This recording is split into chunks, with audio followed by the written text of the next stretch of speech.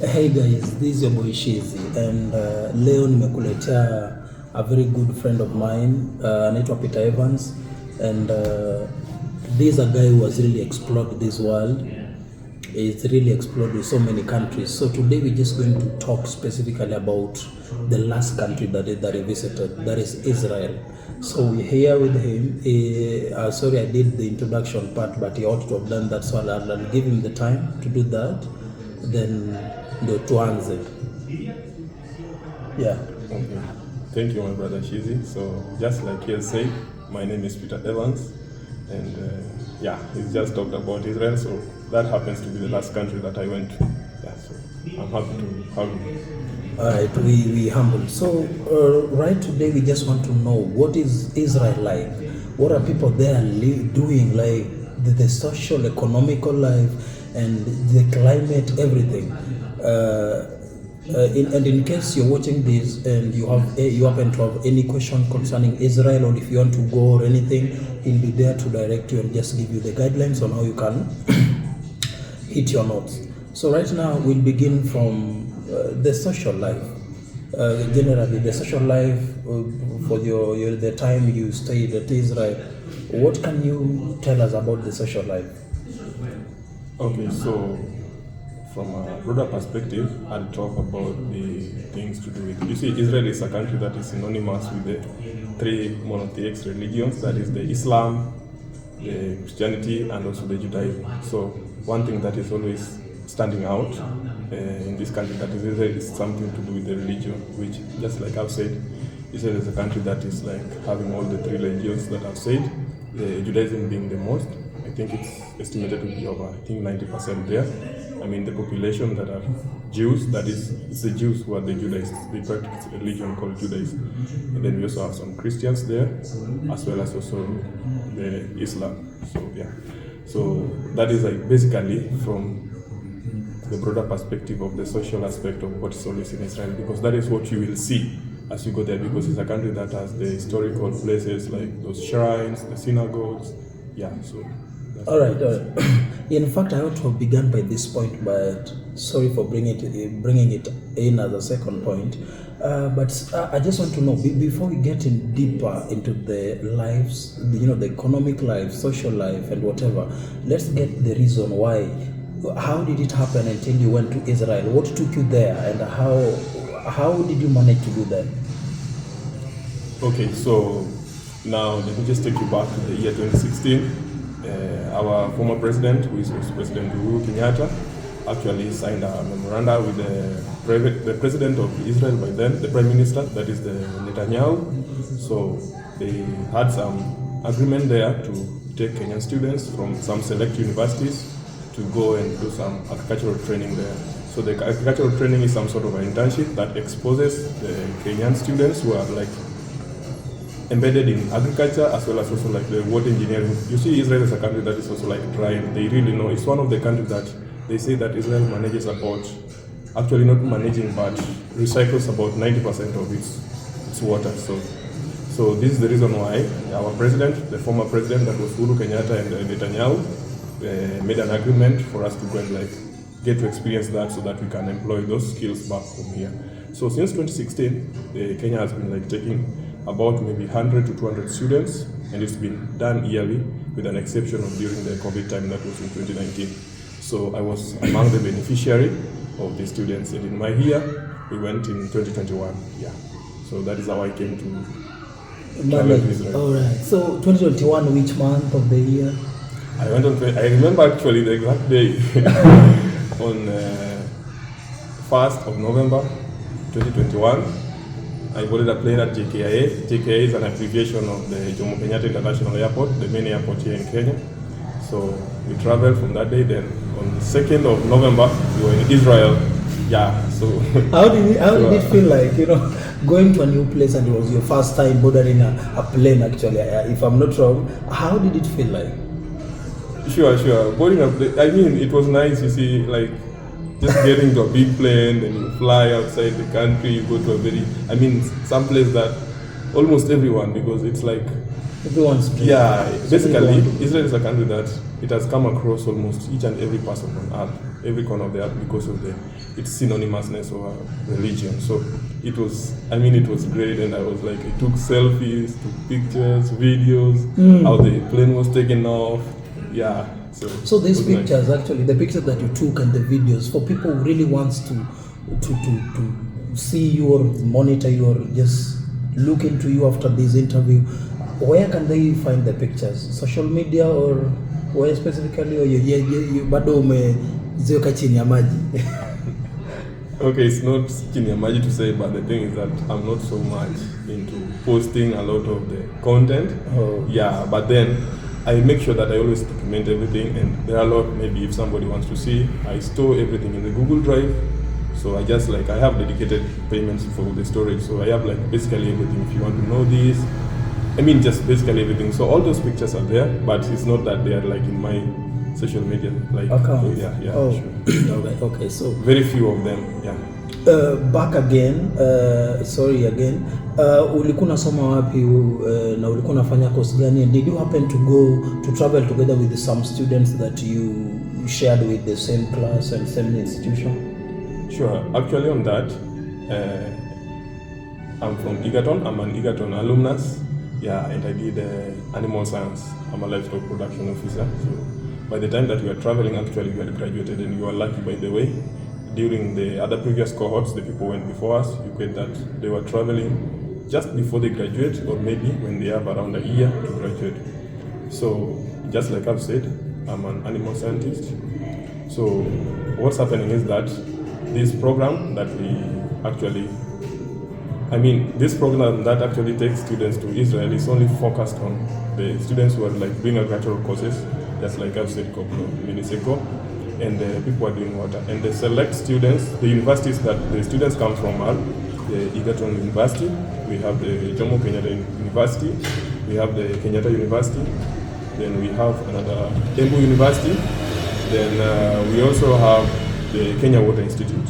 So when we were going, from my class actually, we were I think we were 5 students from the exact same animal science class. And also we had some other people. We were around over 150 students from Kenya collectively. Yeah. But so happy and so lucky to have 5 from the same institution, that is Egerton University. Not same institution per se, but Egerton University we took, I think it was about that something. I think it was about 30, but then now I'm talking about more because the agricultural faculty of Egerton University, we have courses like the horticulture, we have the animal science, we have the agricultural extension and so forth and so on. So it's like they are sampling students from each and every department. Okay, thank you so much. So the next question that I really want to know, after you going to Israel, what was the reception there? You know, you came from Kenya and you're going to a new place for the first time, you're there with your fellow students. So what was the reception like? I see. Okay. What I say about reception, you see, it's some sort of a comparative question, because if I'm to talk about a feeling about the reception, I'll compare it to what maybe like my situation here in Kenya. Okay. So what's happening is that, you see, when we went there, it's some sort of, like I've told you, I went in 2021 and there were like some previous 4 or 5 cohorts that had gone. So it was something that was already structured in place. Like we arrive at the airport, then after arriving there, there's a bus that takes us to specific place.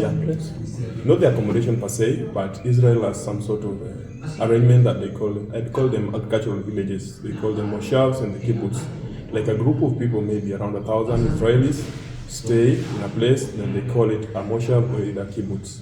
So you go there, there are farmers, like I've told you, it's like an agricultural village. There are farmers, each and every moshav or kibbutz has these farmers there. So before you go, they already know each and every quarter of students that they will take. So for example, like I did, I'm telling you from my own real story. Yeah. Now when I arrived at Israel, now there is a body that is a school, because when we went there, we went as students to be trained internship. So when you arrive there, you first of all get the school to handle us, and now it's a school who knows where each and every farmer and each and every moshav to take us with the bus. Yeah, so the reception now, when I arrived at the farm, you see, it was a little bit amusing because Israelis are not like I mean, as Kenyans, you see, Kenyans, you have to, first of all, have to be so much social, and I think it's quite different because So they there you reach. fight with you so easily. Yeah, they vibe easily, but you see, for them, there's a lot of, they mean business, like, yeah, it's just this. It's a busy country. Yeah, it's a busy country. Yeah, Israel is known for being a startup nation, so yeah, it's one of the startup nations. So when we got there, the family is like, oh, okay, my name is this, and I'm Peter. Okay, nice to meet you. So we'll be staying with you. That's actually how he introduced himself. We'll be staying with you for the next 1 year, because yeah, the internship takes 1 year. We'll be staying with the next 1 year. So. He's the place where he's actually saying this as we're walking. He's now like briefing us on the places where we'll be having accommodation, where we'll be working, and so forth and so on. And it was about maybe an introduction of about an hour, and just like that, things are set. Tomorrow, either if you are to maybe go to school or maybe just to do something, because it's a training internship that once a week you go to school. The school that actually now takes us to Israel. So that is how it is. Around an hour reception, just like that, then you're done. All right. So, what kind of work were you people doing? You know, the agriculture. You in different branches of agricultural courses. These students were collected and they went to Israel. So, you as a person, we're talking about you with your experience. What kind of work were you doing? Or were they some hard works that needed a lot of energy, or just book work or skill, or what kind of job were you doing? Sure. So I'd say that the work that is there, you see, this is agriculture, and agriculture, you have to get dirty. Yeah, you have to meet the soil. So number one, they even tell you the disclaimer that it's hard because number one, here in Kenya we have like the temperate environment. Like okay, the temperatures do not get maybe above 35 degrees or so, but then you see there maybe sometimes it gets even to 40, 44, 45 there. So that is already hard because that is draining. You see here in Kenya, if people get temperatures above that, it's very, very hot that you get tired quickly. Yeah. So that's already another thing that makes you like get tired quickly. So it's also hard from that, maybe based on that reasoning. And another thing is that it's hard in this sense. Most of the manual work that is there, things related to, like, for example, my story is that I'm an animal scientist, but I was quite unlucky that when I went, not very many farmers who do livestock production had spaces. So I had to like work with the farmer who is doing tomatoes farming, tomatoes, pumpkins, and so on. So you see, there are just some things that machines cannot do. So yes, Israel is like, the farming is highly mechanized, but then there are things like pruning tomatoes, just collecting the pumpkins, so such kind of work or what we are doing. So it's also hard based on, your physical activity, because you get that there are some people that they have never in their life, they have never carried a pumpkin that is close to 10 kilos, but there you find a pumpkin that is very big, like almost like this, So I think the hardness or the toughness of work is relative to how you've been bred, or maybe what you've been doing before you just go to Israel. So it means that the pumpkin that these people grow in their country, they're totally different from these ones. Because the last time I checked, I saw the pumpkin here in Kenya. The biggest one was, I guess, this size, and they cannot weigh up to 10 kg. So does it mean the variety that they grow is totally different with the variety that we grow here in Kenya? Okay, so there are very many varieties of, just like human beings, we also have like a wide variety of languages. I'd say variety, but then you see there are people who speak. Here in Kenya we have about 42 tribes speaking almost different languages. Yeah. So that already tells you that we are also like a variety, we as human beings.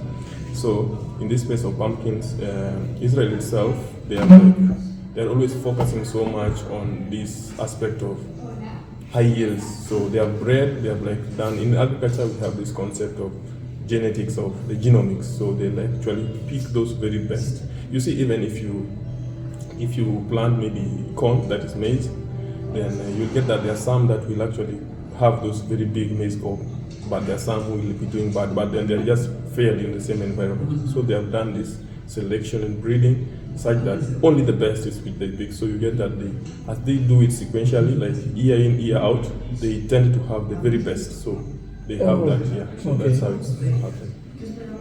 So I remember initially you told us very well that the climate at Israel, they're not favorable. So how do they manage to grow this crop under this harsh climate? So that is one of the things that was, I mean, actually that is what led to this thing of our former president and Netanyahu, the prime minister of Israel, to sign this agreement, because they're defying the odds of nature, because nobody can really think that a country that is smaller than a Rift Valley province, I think so. Rift Valley province is a province here in Kenya. It's like almost so barely Israel, the the entire Israel is... Yeah, the entire Israel is spanning about 70, not really 70, but then I think about 70 kilometers by width. So it's a country that it's a country that you can actually go from either it's east or west just by driving some few hours. Within a day, you've toured around Israel, the whole of it. And you can drive all around the country just on a single day. So it's a small country, but then I'd say that from what I knew, or maybe what I learned there, majority of the fresh exports that are in Europe during the winter period is majorly supplied by Israeli farmers. Okay. So the temperatures and the environment there, it also shifts just like this.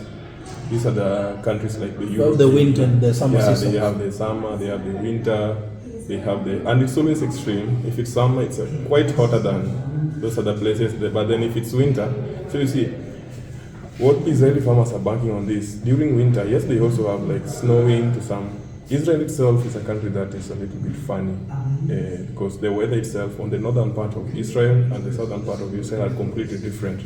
Like it gets up to like 0 degrees during winter in the northern part, and you get snow.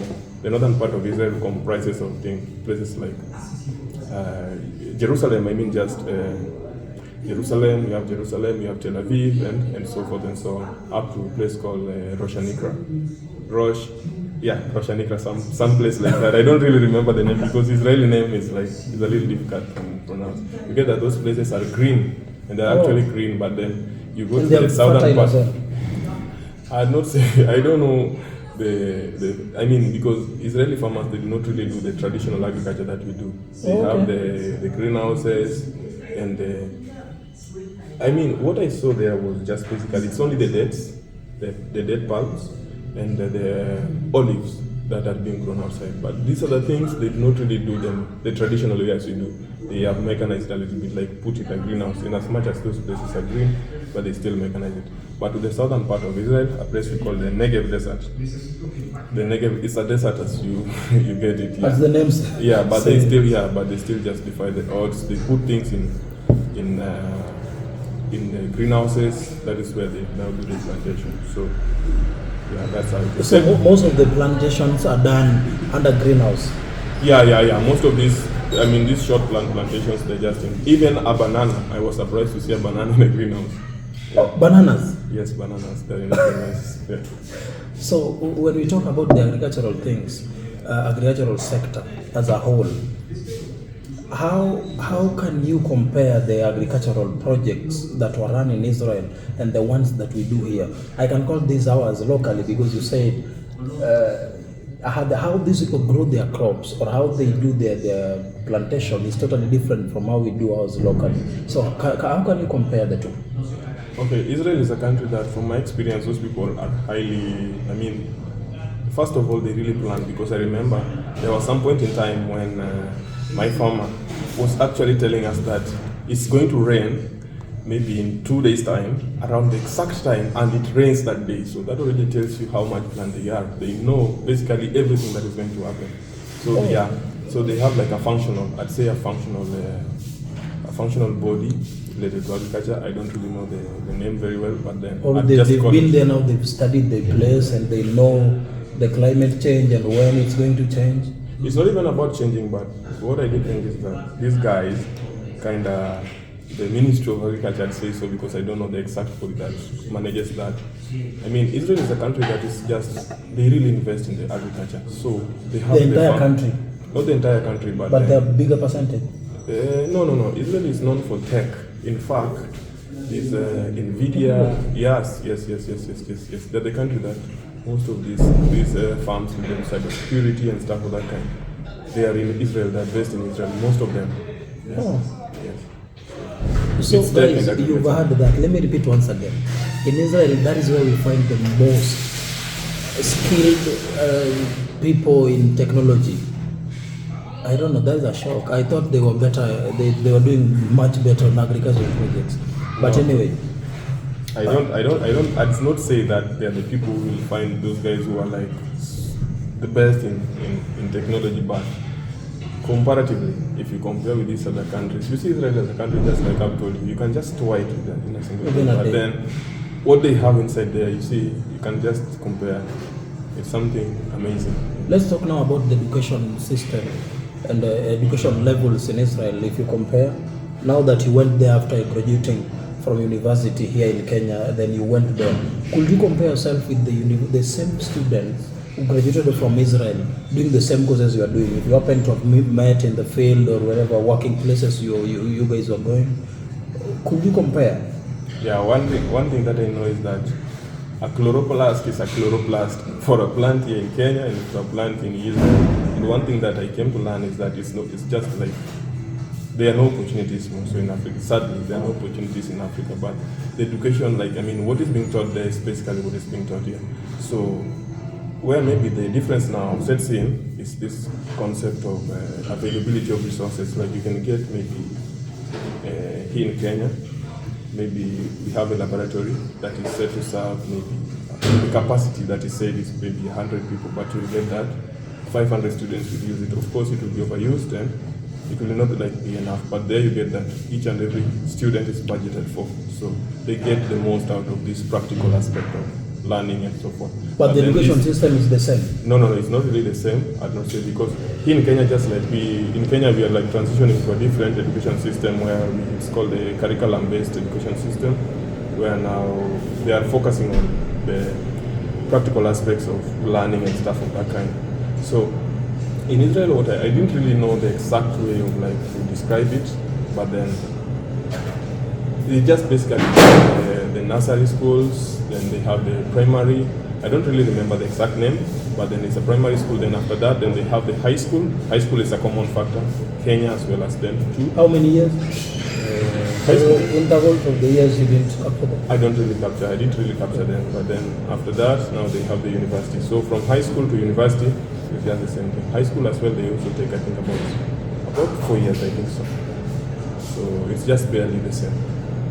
So the only thing that you can say about the students who from Israel is that how they are packaged education-wise is much better than how we package our students here in Kenya, because you've said each and every student is budgeted for. Yeah, kind of. And here in Kenya, you've given another typical example that you find that a laboratory is constructed in an institution, and they say that it can only contain 500 students. But by the end of the day, you'll find almost 1,000 plus students going to that laboratory, Sure. and they want to gain the same knowledge. By that, I guess you're right. We cannot compare with the Scarcity of resources. Now this leads to, okay, if it's 1,000 people to use it, you'll get that. Now if you are to use it for 30 minutes, now you'll be told it's about 10 minutes, and maybe within that 10 minutes you won't have captured everything that you're supposed to learn. So such are the stuff that. So can we talk about the population in Israel? What is the population like? Is it densely or scarcely populated? So Israel itself is a country that, like I've told you, the northern part of it and the southern part of it are two completely different places. Like the northern part of it has a very nice climate, almost similar to what we have here in Kenya. Then the southern part of it is a complete desert. So these people, they live in the agricultural villages, just like I've told you. They maybe get some place, I don't know how. That is in the north or entire country? Even the entire country, kinda. They live the same. Live alone if we exclude the cities. Like we have the Beersheba, we have the Ashkelon, we have the Tel Aviv. Those are the cities we have. Yeah, those are now the cities we have in Israel. We have the Haifa and so forth and so on. They live. You see, city life is different. There are a lot of buildings and people just live within. I mean, per square meter there are a lot of people, but then you just go outside the vicinity of the cities, you'll get now these agricultural villages. Where, for example, where I was, It was in Moshav so far. It's towards the, I mean, it's around some 50 kilometers or so from the southern part of the Dead Sea. Yeah. So that is where I was living. So population is densely the entire country, densely or sparsely? No. You see, it's a little tricky to explain that because the way Israelis live is not really like the same as, you see, here in Kenya we have this concept of, okay, this is my land, and okay, there's nobody who's staying unless I sell it to you, but there's nothing like that in Israel. All the land is for the government. It's the government to tell you to live here, and after this period of time, maybe you get out. I don't know how they do it, but what I know is that there's nobody's land. The government to give you the land, yeah. Whether you're a Christian, you're a Buddhist. And you cannot just say that, okay, this is the land for my grandfather, today I want to live here. Then you tell your son, okay, oh, like we do here in Africa, like after maybe if you're a father and your son is now of age and maybe he wants to get married, or maybe he wants to marry for the sake of... And he wants his own space and land. Yeah, you will tell him that, okay, oh, I have land somewhere, you just go maybe 12 kilometers away, just go and start. No, you don't do that. Israelis, they will like, I mean the government, I think this is like implementation of the government, where the government will tell you that, okay, so what you have to do is that you will live here, we will name this Moshav, either Moshav or a kibbutz, then this group of people... What is Moshav and a kibbutz? Moshav and kibbutz are now the agricultural villages.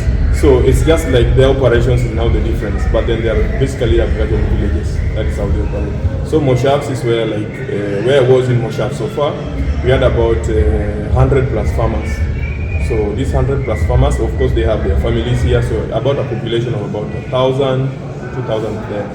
So Moshavs is where these farmers, they operate on their self. It's some sort of capitalism. So I'd say it's the capitalism of Israel. Like each and every farmer, you have like your tractors, you have things of that kind. You operate alone. In as much as you are within a Moshav, but you are operational. I mean, these things of the agriculture stuff that can do them alone. But in kibbutz, the farmers work collectively. Like there's a shared thing. Like for example, there's a crane there. All farmers operate from that. And you get that they are quite synonymous. They eat together also during the supper and dinner for those people who don't know what supper is supposed to be. They eat together. So that's now the difference. All right. So still talking about Israel, here we are, and I would really wish to know, like those people who stay in cities. And for instance, I stay in a city with my family. Then my son comes of age. Sasa imefika wakati that I want to give him a land. I reach out to the government, or is my son who reaches out to the government to be given his own space, or is going to rent? How do they do it?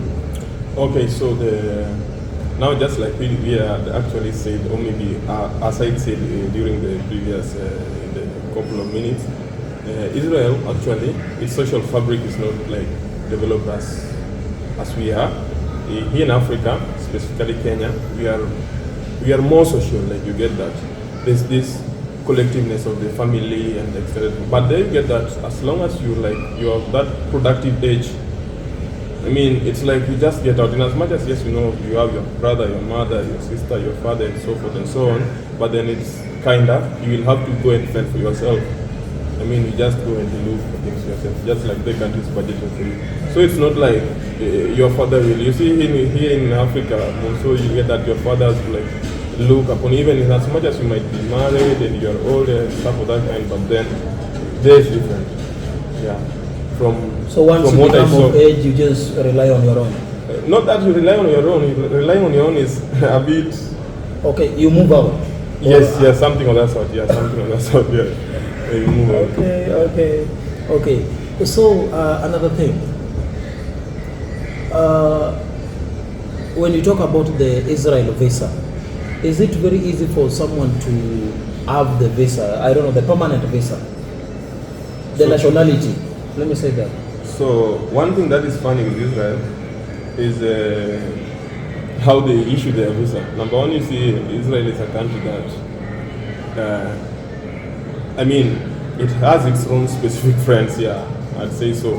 So you get that this set of people, maybe this kind of people, if they want to go to Israel, you see, just like I've said, Israel is a country that is always being visited by many tourists due to its the historical sites, the synagogues, the Bethlehem, and so forth and so on, and the mosque, and yeah. So you get that. They give visas easily, I think, for people for tourist purposes. But then it's also like this is also subject to maybe where you come from, because yeah, I think for security reasons of the country. And then if it's to do with the permanent visa, it's a little tricky from what I actually experienced, because Israel has some labor agreements with countries such as Thailand and I think India. I don't really know if it's really official, but then what I know is Thailand and also the Philippines, I think so, where they do give them the permanent, I mean not permanent per se, but then they give them this 5-year visa and so forth for them to work in Israel. Oh. Yeah. So for the 5 years, you just travel back to your country? Yes, I think so. I think so. All right. So, how about your student visa? It only lasted for 1 year. Yes. Actually, the Israeli student visa, you see, we went there for the internship program lasting for 1 year. So the visa itself states that this person is permitted to leave this country in the next 1 year. Yeah. Can you extend your visa? Like you renew it while you're still at Israel, or you have to come here and renew it again? Is it easy for you to renew your visa? I'd not comment about that, because the nature of the program that we went on didn't really allow anything like that. But how about if you socialize with other people who are working there? On the same note, did you happen to meet any Kenyans who just went there for job, like they were not taken as with the Kenyan government? They just went there on their own, or relative or something of that kind. Did you happen to meet such people? No, I never met anybody like that. But then you see, it's a country that, I mean, they just decide on what they want to do and how they want to do it. So I never met any Kenyan that actually went there like this person was on. But I do hear that there are people who are like just employed there to work, like to just go to work and stuff like that. But then you see also this job field also, you cannot really say right now that okay, we are talking about Kenyan who is employed by maybe an Israeli farm or an Israeli farmer. Like I've told you, Israel is a startup nation, and it's a country that is technologically advanced, and they have lots of these tech-related like companies and so forth. So you can get that maybe a Kenyan is working remotely and he's just maybe in our capital city, Nairobi. So he's working for an Israeli farm, but then is here in the country. So yeah, due to the diversity of their work. I mean, okay. So let me talk about the tourist attraction centers. What are the things that you can tell us that really attract tourists from other countries coming to Israel? And on the same note, do they usually come during? Do Israel usually have so many tourists during summer or winter? Okay, so I'd not like say certainly that there's like comparison, because I wasn't really like also traveling so much to Israel. But then what I'd say is that during winter, you see, the Israeli winter is not like extreme as like the European winter, maybe the America's winter. Yeah, it's a little mild. So I do think that maybe some of the people in these continents, they do find it easier to come, because Israel itself has the Mount Hermon. Mount Hermon is a very significant mountain that is also mentioned in the Bible for Christians. Yeah, so people do come there, then they do the cable thing. I don't know the exact name, but it's that rail that the cable car and people like do that, because that's where it's snow. Then now I talk maybe during summer. During summer, you get that we have this Dead Sea, a very significant place. The only place that I've actually like been intrigued in my life. Like you float actually. You're a human being, but you float. You cannot like sink. So, on water? Yes. You float on water. Tell us about this place. So you see, Dead Sea there. It's like it's very, very synonymous with the healing properties. I mean, to the skin and stuff of that kind. So most of the tourists there, they come. They just dip. I mean, they just stay in the water. They just stay in those spots around there. Then, I mean, if you have issues to do with the skin, you will get that most of the people who frequent that places, they have such problems. So maybe fine skin. Yeah. Not really fine skin, but then it has that healing properties. You see, the water is too salty, very salty, and it has a lot of not really salt, the sodium chloride, but then it has some other salts that they're also good for the skin health. Yeah. So that is how it is. Okay, so you were telling us the tourist attraction places. Oh, then obvious another one. We have the how do we say it? We have Bethlehem for the Christians on 25th. It's just crazy. Then we also have the Al-Aqsa Mosque for the Muslims. Always fall every Friday. Then we have the Western Wall for the Judaïs, that is the Jews. That's one of the most holy places. So yeah, you can now. What happened to this mosque that you mentioned, the second mosque? Why is it a tourist attraction place? So the Islam, I think I'm not an Islam, but then I know that they have these holy sites. I think there are 3 of them. There's the one in I think it's Mecca or Medina. I don't know where there's something called the Kaaba, where they do go for the pilgrimage. So there are these 3. I think there are 3 of them. I don't know the exact one, but I do believe that there are 3 these holy sites for the Islam. So that's Mecca or Medina being one of them. Then Al-Aqsa being another one. And I don't know where the other is, but then just know that. So it's very, very important for the Islam as a religion. Actually, for the Dead Sea that you mentioned, each and every religion people come, or it also goes with the religion? No. Dead Sea is just open for everyone. How big it is?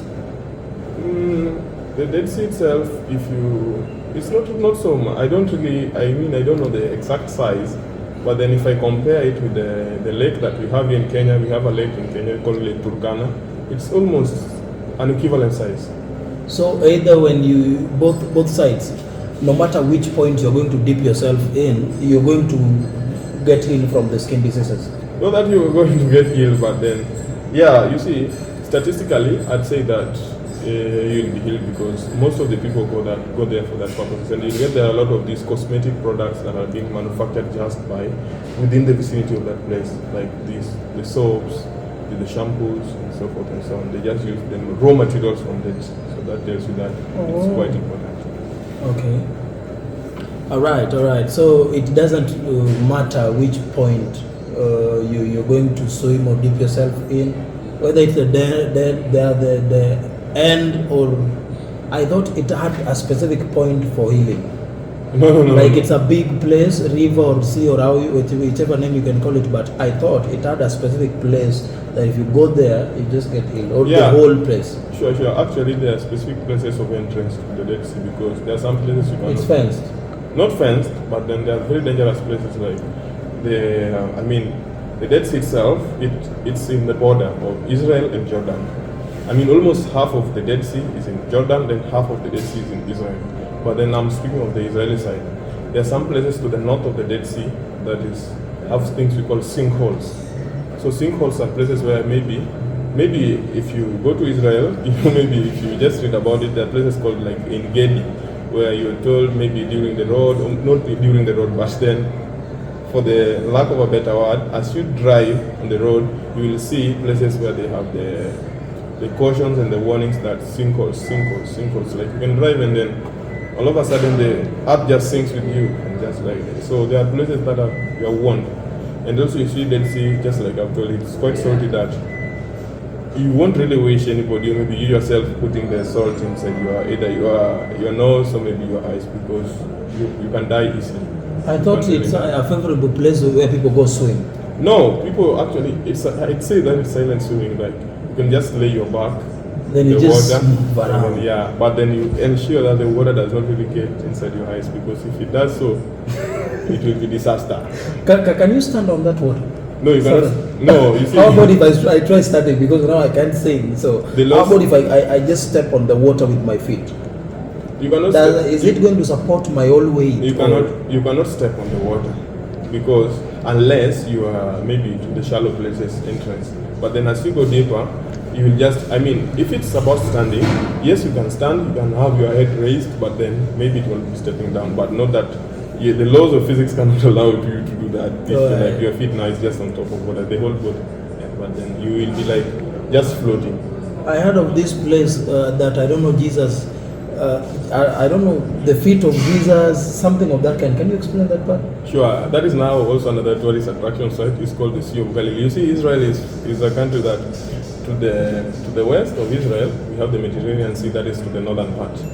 Then in the middle of Israel, we have the Dead Sea. And then to the south of Israel, where there's a city called Eilat, we have the Red Sea. You see, so it's a country that is just like surrounded by seas. Not surrounded per se, but it's like it's bordered with these seas. So we have the Sea of Galilee as well. It's kind of an island or something. No, it's not an island. Yeah, in fact, the Dead Sea is in a desert. So we have the Sea of Galilee, actually what you were talking about. So the Sea of Galilee is the only freshwater lake that we know that is in Israel. But then it's also intriguing because it's kind of defying the laws of geography that we are told that, okay, water bodies that do not have the outlets, a significant outlet that you can see, always tend to be salt in nature. So here's where you have a Sea of Galilee that has the River Jordan as the inlet, but then there's no outlet that we are seeing, but then it's fresh water. Yeah, so that is where Jesus actually stepped on. But there you cannot float. That is just a normal water. All right. So let me now talk about we've talked about economy, education, plus the tourist stuff that is also on the economy.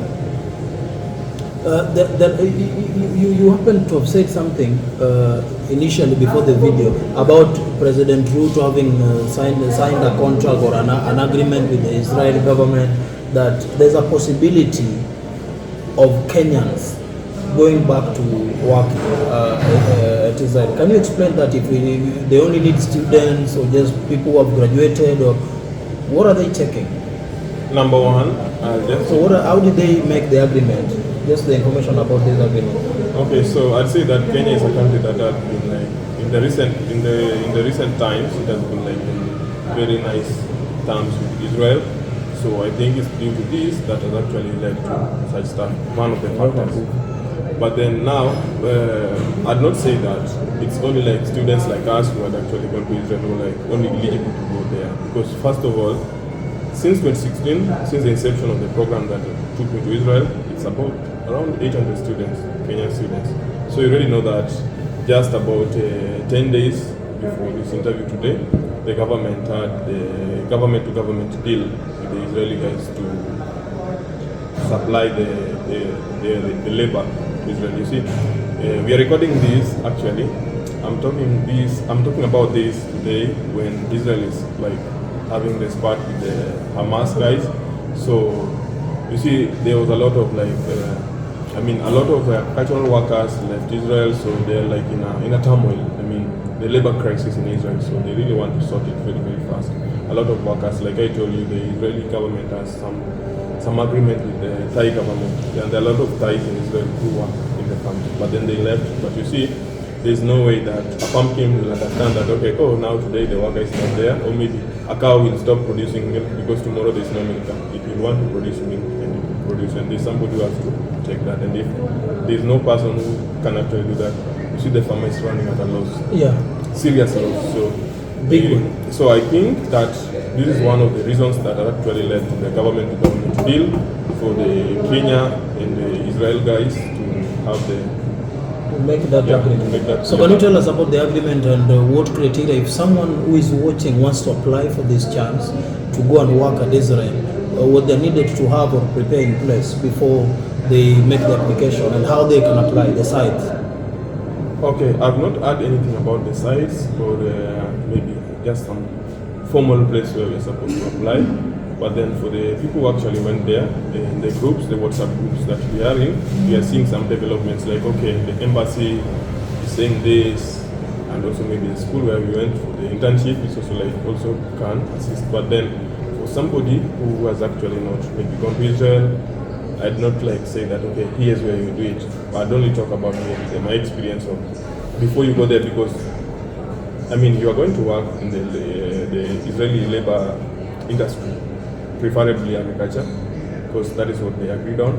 But then now, what's happening is that There are sort of like conditions before you go there, like the visa checks and stuff like that. And so I'd just like to explain on that. Number one, if you're to go there, they will need things like the medical checkup. There's a certain criteria that they're using. I think it's about from 25 years to 39 years you're eligible. Then you also have to be healthy. Health in terms of you have to go for the medical checkup, and I do think that you have to go to a medical institution or maybe medical hospital that it's only the Israeli embassy that certifies it. Yeah, so that is how they did for us. I don't know how they will do it further because I've not known more developments about the deal.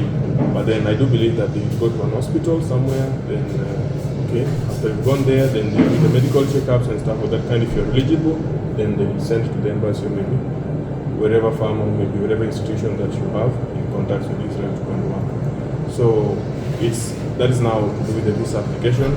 But then another thing is that you also have to be like also somebody with I'd say a good person in the sense of they will, I mean, the Israeli guys and the embassy and stuff of that kind, they will like, I mean, they have to scrutinize you. You see, you can pass the medical checks, but then you're not like somebody who is trustable, not a good person. You are. By good person, you mean you have to have some good character? Yes, good character. And you see, right now, nowadays, it's very easy to know because you can just go to the social media handles of that person, and you can sample and you know the type of person. Not stalk, but you see, for them, they use it like for security purposes. Like for example, if you go to a social media, then you get that somebody has just been talking ill. This is now a typical analogy. Somebody has been talking ill of you each and every time. Okay, if this person comes to you, of course, you'll be like, nah, this person, no. We can't absorb. So yeah, so they have to also do stuff of that kind. So you might get that maybe you are denied, a visa, but then you don't understand the reason why. Maybe it's just your social, because right now nowadays almost each and everybody is like of age 20 years old. Or older. As a social media handle where you can find. So you guys, you've had that properly, and this also applies even to Dubai. I was in Dubai and they check the same thing. So you should really consider and check what you post in your social media. I'm talking about the Instagram, Twitter, I don't know, even the TikTok. So mind what you post because one day that might cost you. Yeah, sure. Yeah. So. The last or probably second last thing that you wish to talk about, can you tell us for this time that you guys went there as students and you're putting some effort and work as helpers kinda at the same time you're being educated, were you being appreciated in terms of payment? That is what I mean. Sure, there's a good pay there. There's a good pay there actually. I'd say that it's about I can say it's about even 10 times what somebody can earn here. Yeah. 10 times? Yeah, I'd say so. Yeah. Would you mind quoting the price, or you won't mind disclosing that? Okay, so Israelis guys, they have the labor laws, and they had, by the time that I was going, I understand that right now due to the economic crisis, there could be differences, but then I think it's not really much. When we went there, for the agricultural job that we were doing in the farms, we were paid 29.3 shekels per hour. Right now, I think it's about 30 there. So in Kenyan shillings, you can just multiply by 40. I think it's now 40. So you know that is around 1,000 shillings. So that is about maybe per hour. Yes, per hour. In a day, how many hours are you working? Okay. What's fun is that I'd say that it's to the best of your strength, yeah. Because those guys, they have a lot of work, yeah. You get that? Damn. Yeah, so you can even work for 18 hours. But then you won't manage that. That is something that maybe. Then you sleep for just the last. I'd say that the last of working and earning maybe 1 month, 2 months. After 2 months, probably your body will be so tired that you'll be saying that, oh, okay, let me just do the 8, I go sleep. Yeah. So. Because by the end of the day, you'll be needing some rest. Sure. So the currency you said, it's called? Israeli shekel. So you multiply by 42. Right now it's 41, I think so. It's around 41. So it's about they were paying us around maybe $9 an hour. So it's something that it could seem, it could seem maybe little if you're watching this from maybe a well-off country, $9 an hour, but here in Kenya, Africa, it's so much. Like you can get that the amount of money that you can earn in a day, that is like about about maybe 1,200 Kenyan shillings. If maybe you do that for like a week, the amount of money that you earn in a week is more than what somebody is earning even in 2 months. Yeah, because a day you're making around 10,000 plus Kenyan money. So Yeah. and now if you're very strong For now, 1 year, yeah. you must be a very rich man. I'm a poor guy. So. For 1 year, this nigga must be very rich. You see, it's not that like that is now like I'd say the gross income, but then now it's subject to taxes. Taxes there are really crazy. It's like that 10,000. So even you students are being taxed. Everyone. Crazy. In Israel, you have to pay tax.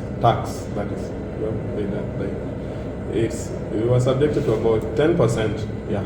Of your total 10% of your total earnings is tax. That is now for the government. I think it's pay as you we call it pay in Kenya. Pay as you earn.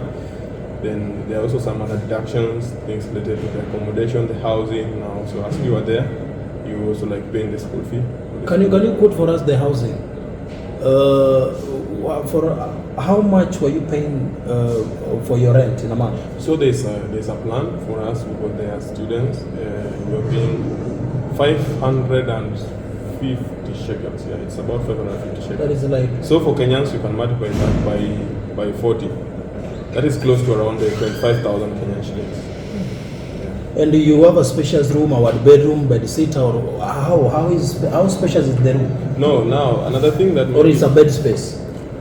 Another thing it's also surprising about Israel. Those guys, they live very, very simply.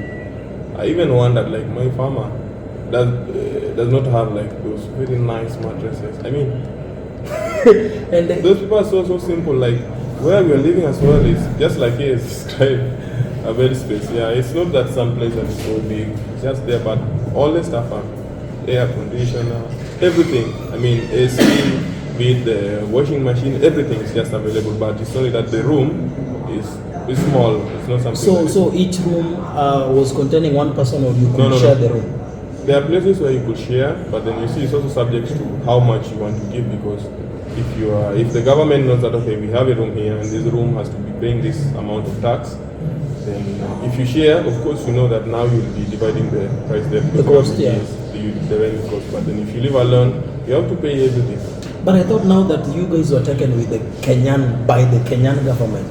No, they were supposed to be given some food, and if not food, at least they cut off for your rent. You're basically like being trained there. You live on your own, like you're working. What was Kenyan government catering for, or what are they still catering for the students who are going out for internship? The Kenyan government is They only cater for your transport, or? No, there's nothing that the Kenyan government catered for. What Kenyan government catered for, that I'd say yes, it's the good report that the Kenyan government has given you this time. So you catered for your visa, Everything. No, the visa itself you never paid anything. So I think that one was the air ticket, you paid. insurance.